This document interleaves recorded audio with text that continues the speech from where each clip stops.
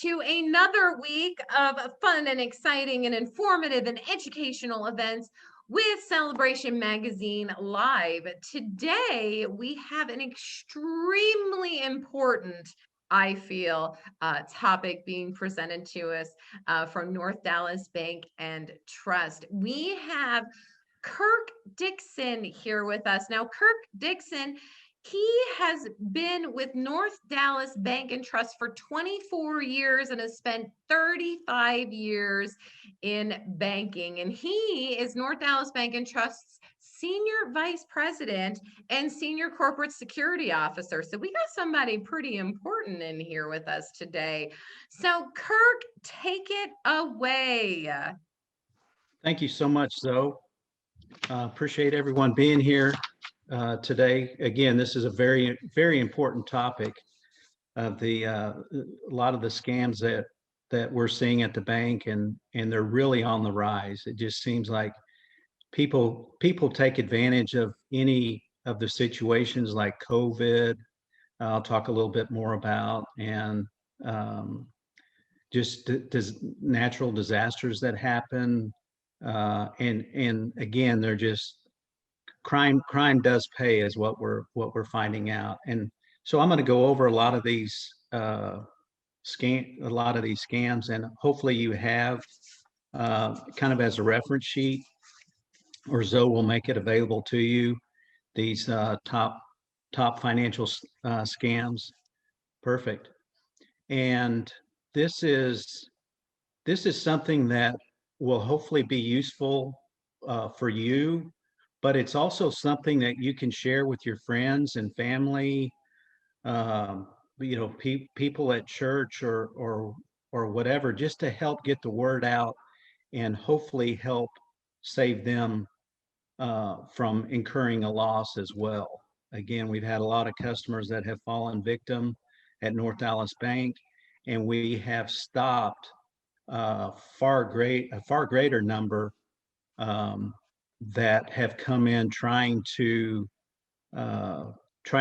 withdraw money to pay out on one of these scams. So anyway, it's not just for you, but also share it with friends and family. But I'll start first with the grandparent or just a family member scam, and that's where scammers target seniors posing as a grandchild or other family member and claim that they've been in an accident, arrested, hospitalized, or other urgent issues. And we had one. I'm going to kind of go into story time of real life examples that have happened at our bank. And one was, it was a lady in her 70s. She was a school teacher at a local private school, and really, she had her wits about her. But these guys are so good at what they do. It's like they go to school for 10 years to learn how to steal money from us hardworking people, and they don't care a bit about taking your entire life savings. But this lady came in, and in this case, she was really in a panic. She, her arms were flailing, and she was excited. She was pacing back and forth because she got a telephone call that her grandson was in a car accident out of state, and she needed like $5,000 to pay the court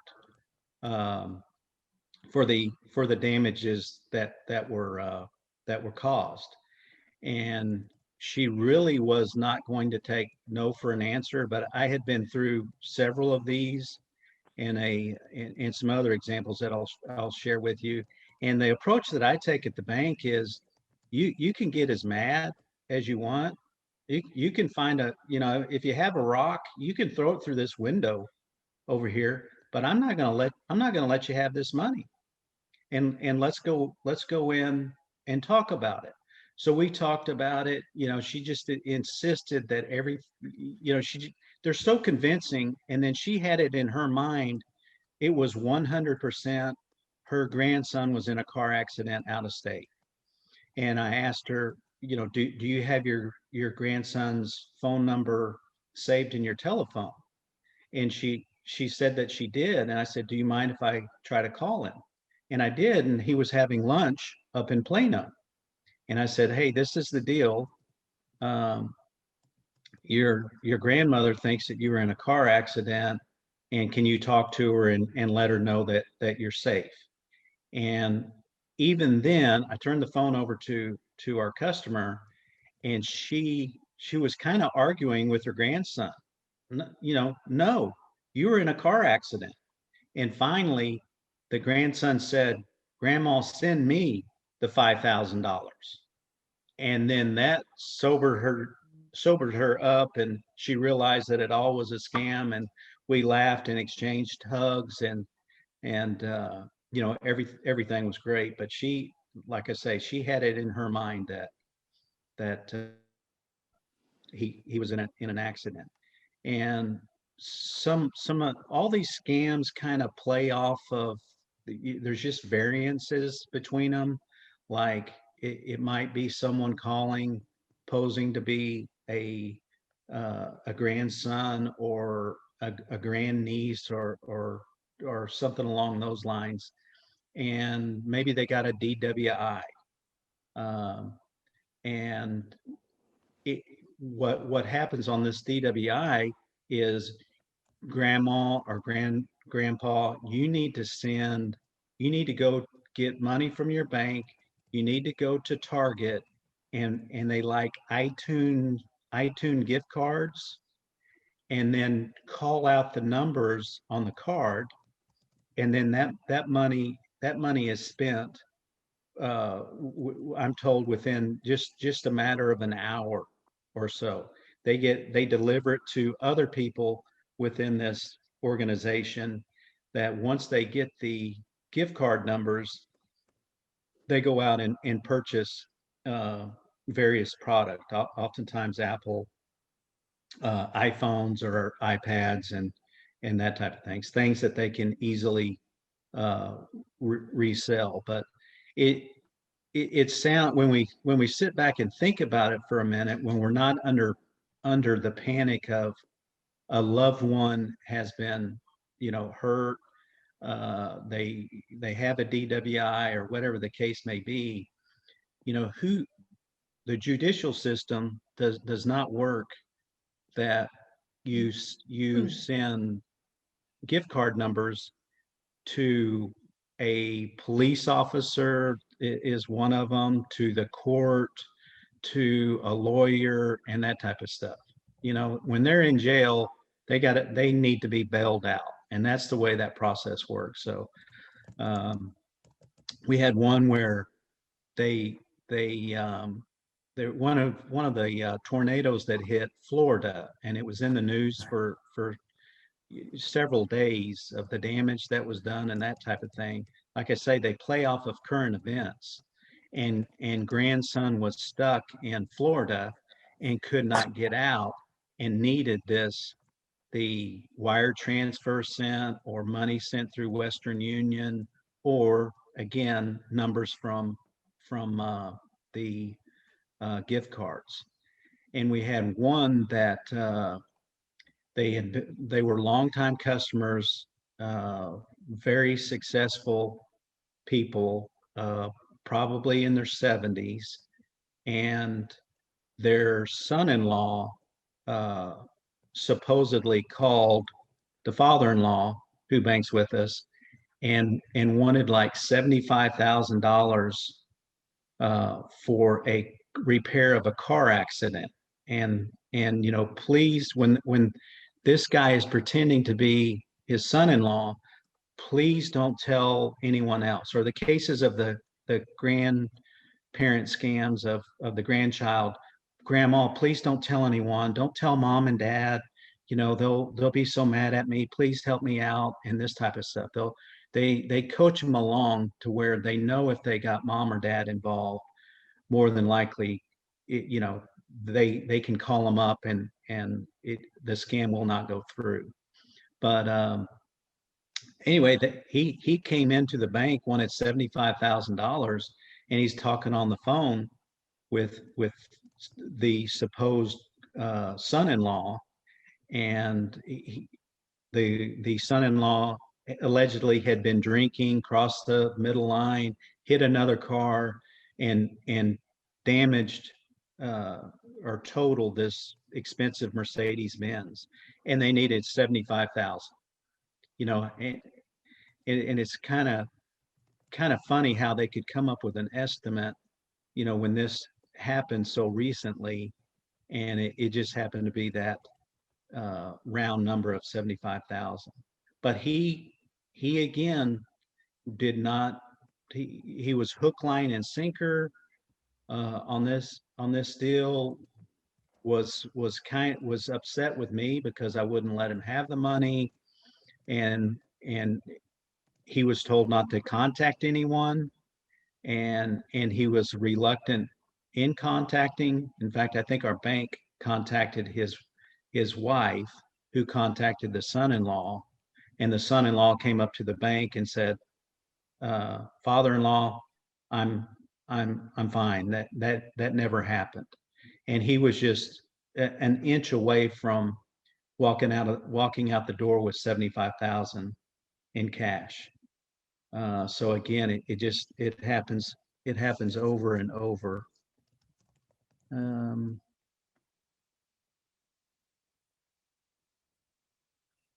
so again, just that's one thing, like I say, to share to be on the lookout yourself, as well as to share with other friends and family members. The sweetheart scam. This is a relationship scam that starts simply by a man and a woman meet on the internet. The relationship progresses. They email, they talk on the phone, they exchange pictures. Finally, they make plans to meet and even get married. And my wife is a fan of oh, now I'm drawing a blank. Dr. Phil. Facebook? Oh, Dr. Phil. Got Dr. it. Phil. And she recorded a couple series where they talked about this sweetheart scam, and the ladies, I think it was primarily ladies that were on there that had fallen for someone who took a picture of, basically stole someone's identity from Colorado. A good looking man took it off of Facebook or by some means, and he posed to be that person. And she kept sending money. "I need money to travel to come see you, and I love you, and I love you." And it just went on and on. And she kept sending money and sending money until she sent all the money that she had. I mean, again, they don't care if they take your last dime, and that's what this guy did to her. And her daughter was there on the show as well. And she still, Dr. Phil and the daughter could not convince her that this guy did not exist, even when they tracked him down to Colorado and said, "It's not John who's been trying to scam you. His name is actually Bill, and he lives in Colorado, and he's not going to come and visit you." So again, they're really they're trained so great on what to do and what to say, and then I guess love gets in the way and gets the best of them. She was lonely, and again gave all of her money away. We had some training done at the bank recently from Adult Protective Services, and they talked about this sweetheart scam that they actually ended up making an arrest. It went to court. Most of the time it doesn't, because you really don't know where they are in the world. Are they in Colorado, or are they in the Ukraine? Are they in Nigeria, you have no idea where they are. Um, um, Lost my train of thought on that. Help me out, Zoe. Where was I? Were you listening? I was listening ish. Um, Dude. well, all I kept thinking about when you were talking about this is if anybody's seen the 90 Day Fiance TV show, it's a very similar thing where you have someone overseas who is, pretending to be interested in you, be in a relationship with you because there is an ends to their means. It happens a lot through Facebook, right, Kirk? This is kind of Yes. a, and it's one of the things, especially in Facebook, that you need to be wary of is just because, well, one thing I'll add to this is for my safe Facebook safety, right? If I don't have any mutual friends with someone, I don't accept a friend request from them. Okay. Even if I do have a couple mutual friends with them, I still look at their profile. Okay. The biggest things that I always notice is they're good looking. They list themselves as having a successful career. And a lot of times they'll list themselves as being widowers. Okay. And it's a drawing, a pulling on the heartstrings. I lost my spouse. I'm lonely. I'm looking for something. But dude, I mean, yeah, it, to me, a red flag is always if you're talking to someone, you've never met them face to face, you have no idea who they are. Even if you've talked to them on the phone, having someone ask you for money or gifts or, whatever the situation may be is always a red flag. Yes. Thanks for adding that. Okay, I got the train back on the track. Good. Thanks, Zoe, for Yeah. stalling long enough there for me to collect my thoughts. And what this had to do with, I had mentioned APS came out and did training, and they talked about this case of this woman that, her intent was to target someone and extort money from him, basically. So she's at the Home Depot and she notices this middle-aged, maybe older man drives up in his expensive car and comes in. And when they're in the checkout line, she accidentally bumps him with her cart. And she's young and attractive, and they strike up a conversation and go out on dates and this type of stuff. And then she eventually uh, convinces him to uh, get married. And they did it the way I was told. They did it on top of a mountain, and they pulled, like a flower off the mountain and used that as a ring and this type of stuff. Well, what had gone on before and after this nice little wedding ceremony was um, she said that she had a brother and he had two kids and they like to go back and forth to Hawaii. So the new boyfriend who's getting scammed sends them to Hawaii on several occasions.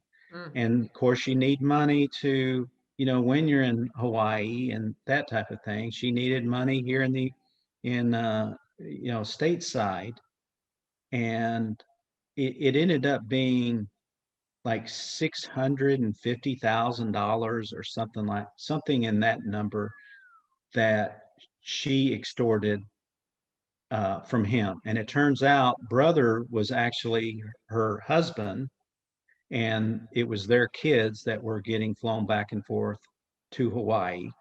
And again, they took it to court and they dropped the hammer really hard on her.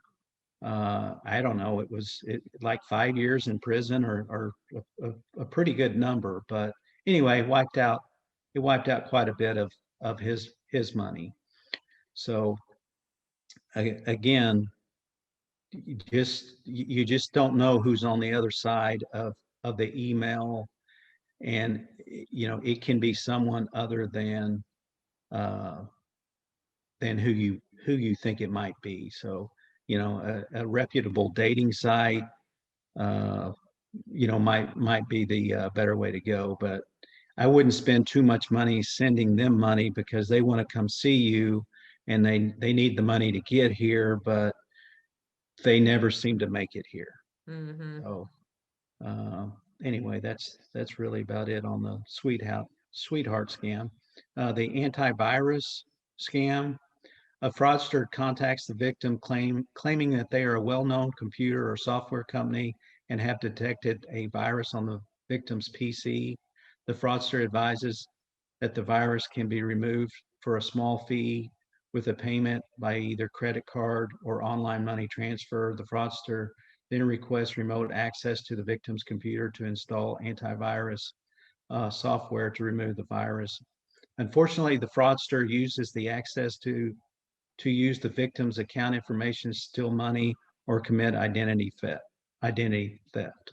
And the points you want to take away from here is never give access to your computer without verifying who the providers are. There's a lot of reputable companies out there that are box stores that offer that type of service of bringing your computer in, not to endorse the Geek Squad, but at Best Buy they seem to do a pretty good job, and I'm sure there's a lot of other ones out there. But just Googling, someone to help out. The bad guys put their names out there, and that's who you're talking to. So you might be soliciting the help, or they may contact you that this is Microsoft, and we notice your computer's running slow, and for sometimes they only take the $175 or something like that. And since they authorize it with their credit card or their debit card, it does end up being their loss. It's not a bank loss because they authorize the transaction.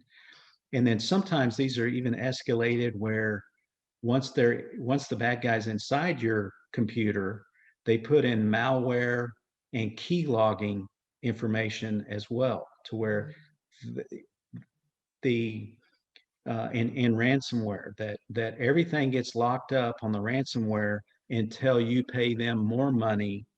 They're going to freeze all your photographs and freeze all your information. Um, and then on the keylogger uh, malware that they put in, it the way that works is it actually records every keystroke you make, to where if you signed on to your online banking or other websites and you put in credit card information and that type of stuff, then they're able to access your online banking and go into bill pay and pay themselves, or try to do external transfers and that type of thing. So uh, you want to be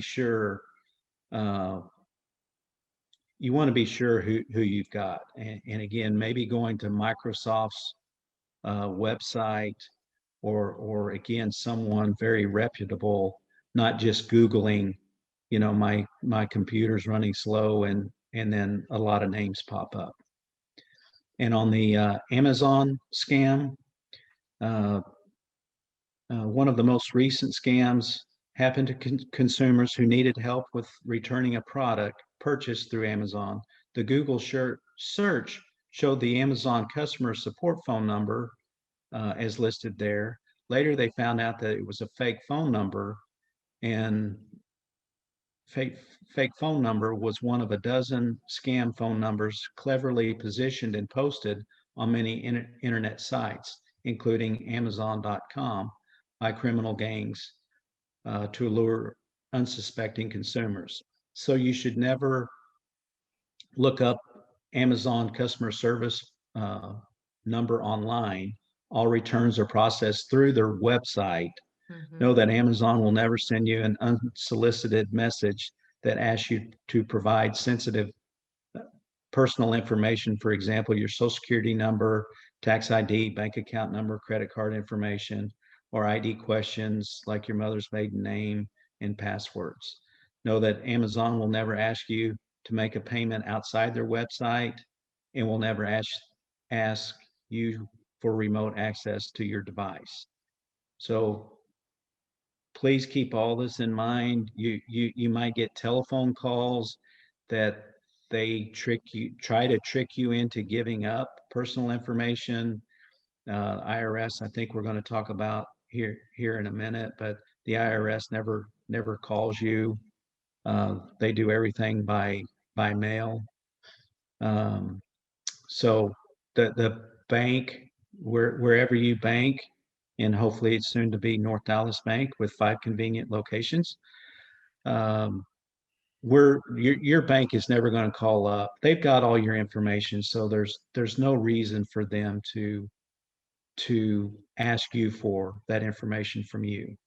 So do not give that up. Protect your personal financial information. The overpayment scam, the way this scam works is fraudsters play the role of a buyer and target consumers selling a product or service.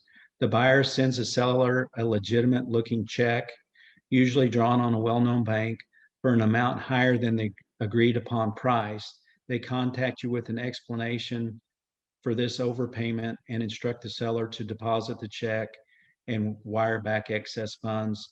Later, the victim learns the check is fake, but is still on the hook to pay the bank back for any money that was withdrawn.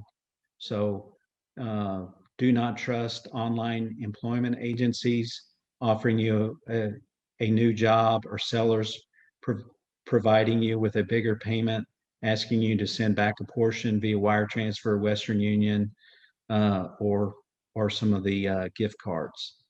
I'm not sure if I'll talk about it in a minute, but on that overpayment scam, um, oftentimes, well, let me give you one example. Say you're selling something through various sites, whether it's Facebook or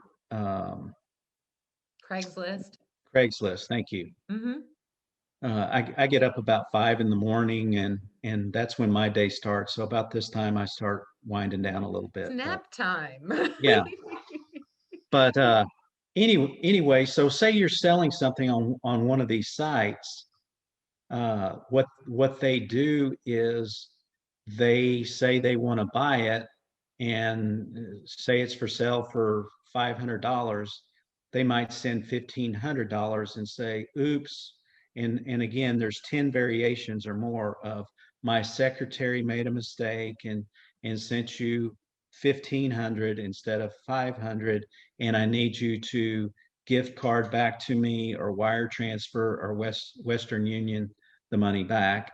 And they'll make checks look real good. Sometimes they'll say official checks. Sometimes they'll say cashier's checks, that type of thing. They're all typed out. They look nice and pretty.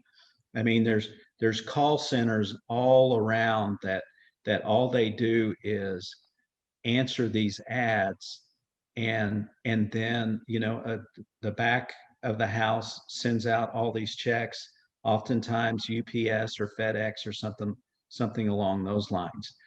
And I was actually in the middle of this. I moved, I guess, about 3 years ago, and I had some uh, pretty nice pieces of furniture, big pieces of furniture, and I had an estate sale and garage sale, but these pieces I couldn't sell for, it was just literally pennies on the $10. I mean, I almost couldn't give it away, but they really had a lot of value to them.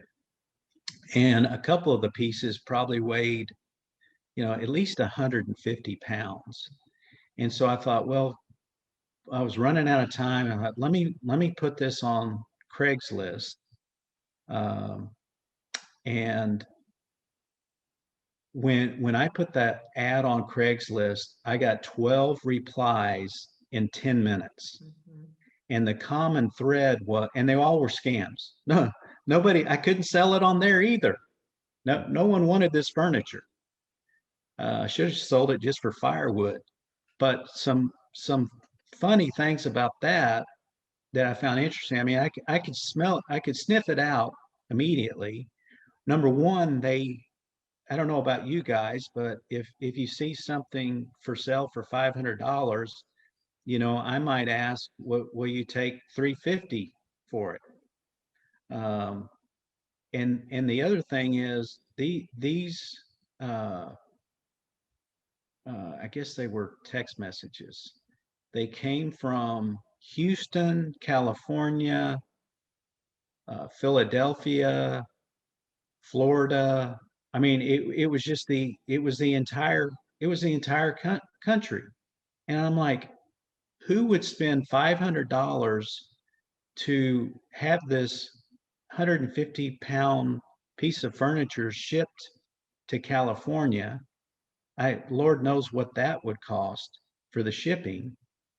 And so I had a little bit of fun with a few of them, and then I got tired of dealing with them. So I just said that uh, I said that it had already been sold, but I did want to see it play through on one of them. So, I kind of took the route of, great, glad you want to buy it. Send the check to, and I gave North Dallas Bank's address.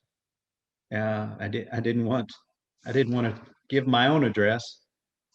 And sure enough, a day or two later, I get a FedEx with a nice looking check in it. And it was an overpayment check for my furniture. And they were requesting through text message for me to return the overpayment portion. They had no interest in the furniture. They just wanted me to send gift cards or cash. Hmm. And I I got tired of dealing with them, so I ended up just saying that I took it to my bank and they said that it's a counterfeit check and I will not be shipping the furniture. And another one that is real common is the employment scam. Um, yeah, I don't think I have that broken down. And so it's kind of the same thing, especially in the tough times that we've had for the last year. People losing their job and trying to find a job, or it's pretty prevalent with some of the younger crowd uh, trying to get a job, and some of the jobs are be a Walmart uh, uh, shopper, and we'll pay you uh, $200 for each Walmart that you walk into, and just complete these 5 questions. How was the service? How was the experience? That type of thing. And again, it's really too good to be true that you can go into Walmart and spend uh, 5 or 10 minutes and get $200 for doing that. And then if you're ambitious and you want to go to 4 other Walmarts, all of a sudden you've made $1,000 in half a day. And then what they end up doing is when they send you your paycheck, uh, it's it's an overpayment. Uh, uh, it's more than what they promised. So, if for the example of say $500, if that's how hard you worked, they might send 1,000 or 1,500 again and ask you to send the money back with cash or the gift cards. So again, share that with friends and family. The IRS scam. One of the latest twists on this scam uh, related to Social Security numbers. Uh, Scammers claim to be able to suspend or cancel the victim's Social Security number due to overdue taxes. It's yet another attempt by con artists to frighten people into returning robocall voicemails. Callers can demand immediate payment using a specific payment method, such as prepaid debit card, iTunes gift card or wire transfer. The IRS does not use this method for tax payments. You should hang up because the IRS never calls you directly. And I had mentioned earlier that I have a brother who's 62 years old, and the poor guy had a car accident when he was 16 and has a closed head injury. And so he kind of operates almost at like a 16-year-old level. He bags groceries uh, at a grocery store, and anyway, he gets a call, and he gives up. You know, what are the last four digits? They ask him, what are the last four digits of your social security number and your date of birth? Well, he tells them after they go through their scripted, well-trained deal of, you know, you owe taxes on this, and you know, we're going to take this action against you if you don't provide that. And he gave up that information. Mm. And I've been working probably the last 2 months on trying. His identity got stolen because he gave up that information. Mm. And I started noticing all his mail comes to my house. I started noticing all these credit card offers were coming in because someone took something out in his name. And I just, it's been a nightmare trying to get information from the credit service. Mm-hmm. Uh, they finally sent me a notice that they froze his account, and but I haven't gotten the credit report back on it. So I don't know who to call up and say, hey, J.C. Penney's, Macy's, Capital One, you know, whoever this may be, no, you're not going to get paid because my brother's identity got stolen. So be real careful when a phone number comes across. Uh, you know, an example like this, if you don't recognize it, try not to answer it. I mean, you usually, if you have caller ID, you know who's calling. Answer those calls. If you don't know, there's really no reason to answer it. They'll call up stating that you won the lottery, you won Publishers Clearinghouse, those types of things. So you know, hopefully, I would suggest getting a telephone recorder if you don't have one.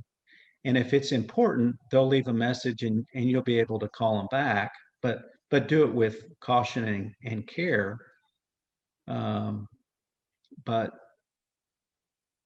try not to answer the phone, and be careful with direct mailing too. Get lists of people over a certain age and their addresses, and send out the fraud solicitations. I had a lady come in that she had won the Publishers Clearinghouse, and it said Publishers Clearinghouse right at the top. You know, probably took their their logo and, you know, everything off their website, and put this letter together. But I asked her, you know, did you enter the Publishers Clearinghouse? No, I didn't. Well, you didn't win. You know, from what I've seen, they show up at your door with balloons and a TV camera and confetti and that type of thing. They don't send this to you asking you to pay the taxes, what your prize is. And so that's the ploy behind that one. In one story I want to share with you regarding the lottery, had a customer that was contacted that he won the lottery that he never entered, and he was probably about 80 years old, super nice man. but he came in and wire transferred $20,000. He said it was personal, Mm. and we try to be respectful, uh, that, or at least the tellers do. I'm not as nice when I come out. I'd rather stop. I would rather someone get mad at me and stop them from sending the money, because I can typically sniff it out. But in any event, they respected the guy's wishes and wire transferred 20 something thousand out.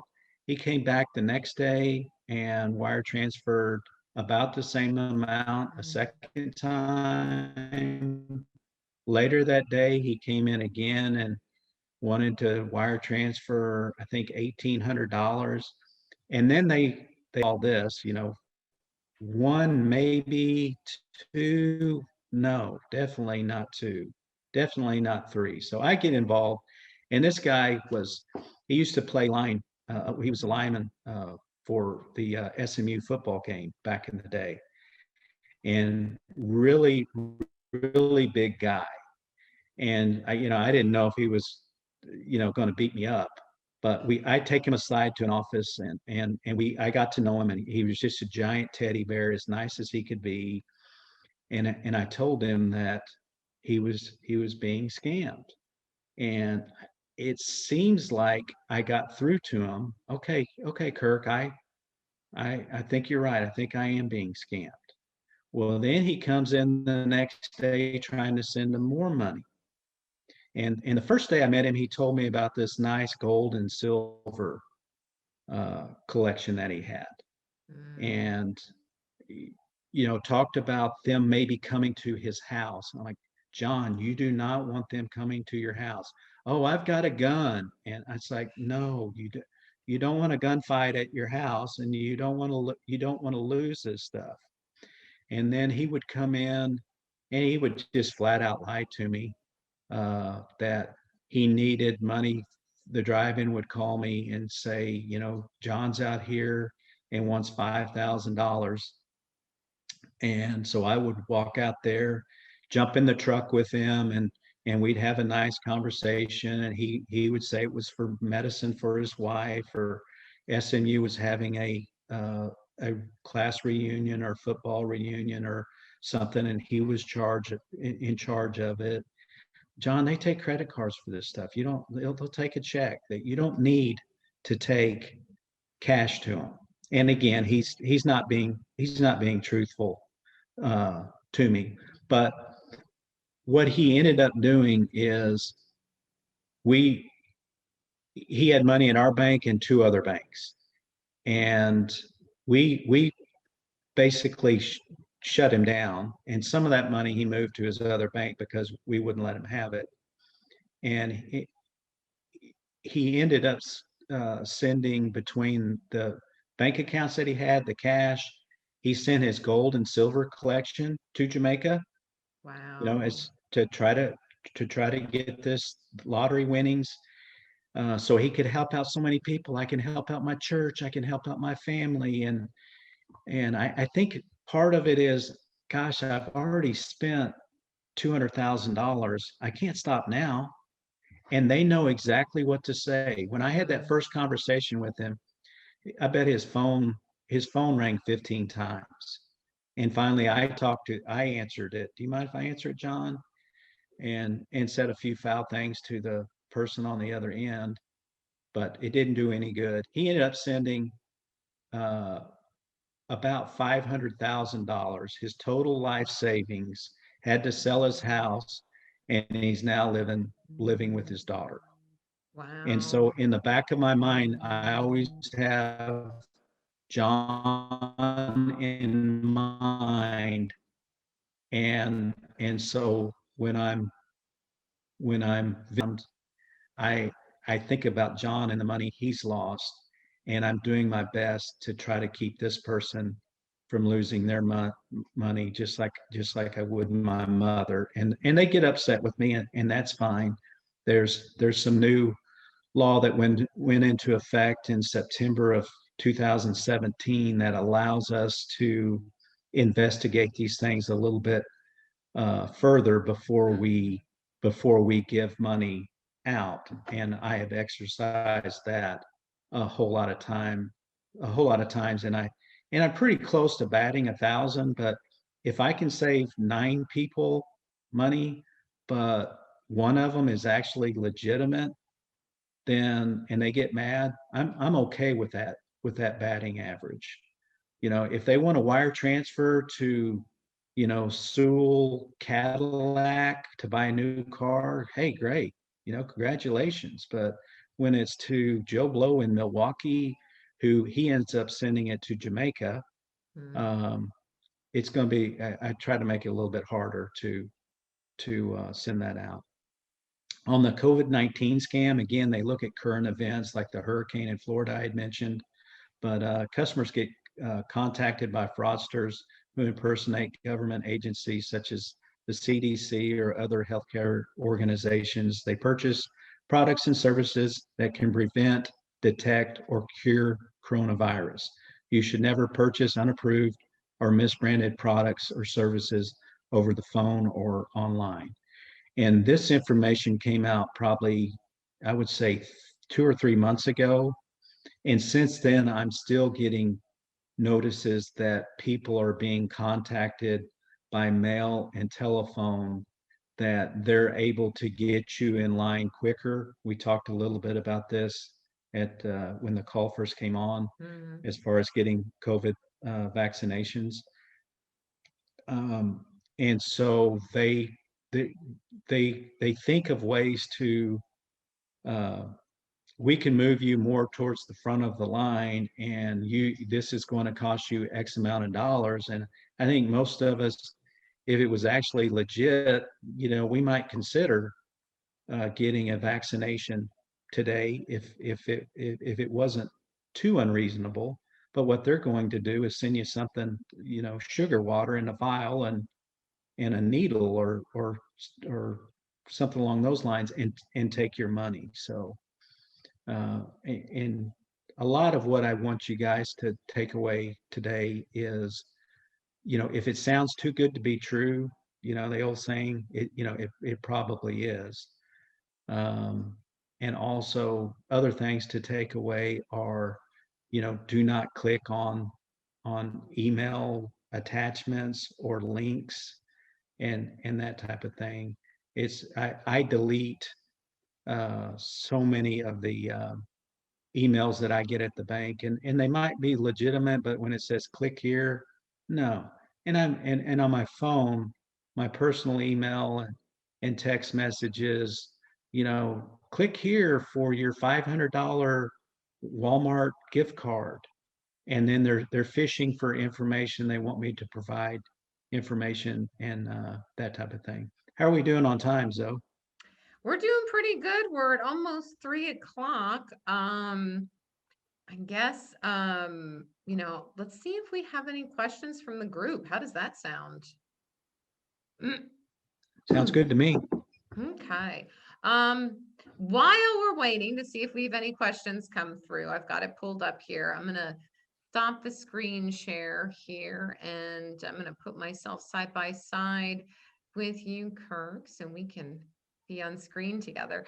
One of the things, actually, one of the stories that I told Kirk when we were testing connections and everything on Monday was about my mother-in-law. So my mother-in-law is, well, we don't really know how old she is because she refuses to say, which is hilarious to me. um, but uh, but she is not a technology person, which is hilarious because her son, my husband, works for a technology company, is a big technology guy, and specifically internet securities. But she could, if we would let her, still have a flip phone. Okay. She hates smartphones. She hates having that stuff. Well, for Christmas this year, for the holidays, we decided we were going to buy her a brand new cell phone. We were going to get her a new cell phone because she was complaining she doesn't get good signal, good service, yada yada. She opens up her cell phone and she's angry. at us. Why did you buy me a new, this phone works just fine, right? The phone was several years old. We got her the new phone.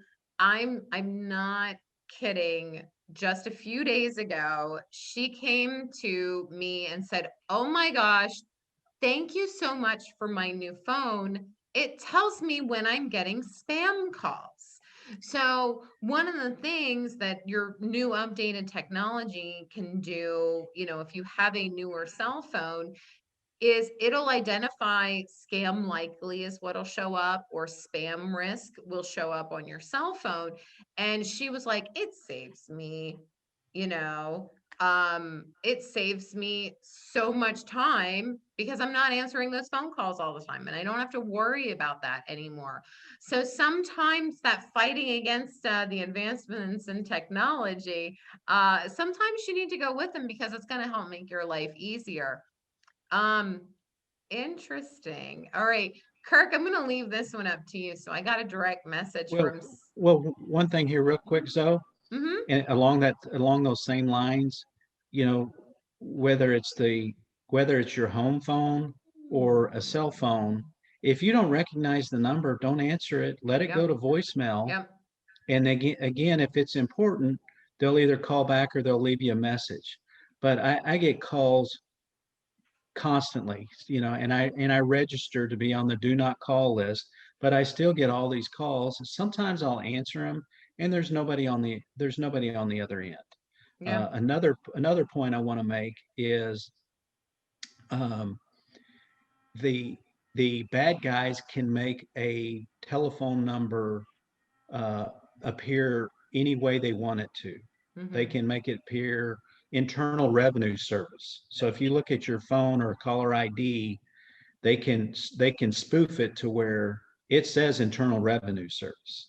And so know that it can say anything in the world, and they can spoof the number. I think 202 or 212 is Washington, D.C. area code. They can make the telephone number anything they want it to be. Most of us are in 214, 972 area codes. They can make it look like a local number instead of an out of state number. So, again, don't believe anything your caller ID tells you because it may not be right. And again, you do not have to uh, answer your phone. I'm laughing at some of the comments coming through. And one thing I will say too is if you're like me, I have to answer my cell phone, okay? Because I use my cell phone for business too, and I never know if I'm going to get, one of our partners that's going to call my cell phone, or I mean, heck, some of you guys even have my cell phone number. And I have to answer my phone, whether or not I recognize it. I do like the 3 second test. If I don't hear anything in like 2 to 3 seconds, I hang up. And if it's important, they'll call me back. But a lot of times those are robocalls and it's waiting for it to go through to the person to actually talk to you. So if you hear a huge delay, when you first pick up the phone and you're having to go, hello, hello, can guarantee 9 times out of 10 this is going to be a bad scam call. And you can just hang up and they can call you back for information. There was a tip that came through to me in a direct message. I'm not going to say exactly what they will. I don't want to give too much information, but someone suggested they said for their family, especially for the grandparent scam, they have a passcode that all of their family knows. So if anyone calls, they can go, well, what's the passcode? And if the caller doesn't know the passcode, then they know that it's not really their family, which I thought that was a really, really Yeah. great idea of something to do. Lynn made the comment, and this is what I was joking about, that her husband Bob called himself once. And that's the whole, they can make the phone number look like anything they want. I know I've gotten calls on my cell phone that have been, hey, did you just call me? And I'll be like, I'm sorry, who is this? No, I did not call you. Well, I got a phone call from your phone number. Well, I apologize, but that wasn't my number. Or I missed a call from you. No, I don't know who you are. I did not call you. So, they'll make it look like a you know, they'll make it look like a local number, like Kirk was saying. Farron brings up a good point. A lot of times they'll have a, can you hear me? And if you answer yes, that means you're agreeing to something, which is true. You have to be careful because they'll use that also. I mean, great information today, Kirk. Everyone is saying that fantastic presentation and great information. And it's really, really useful. Great tips, great information to share. Everyone stick around, don't leave. We do have a giveaway to do, but why don't we take ourselves off mute? Let's give Kirk a round of applause. He did a fantastic job. Thank you. Thank you. Thank you. Thank you.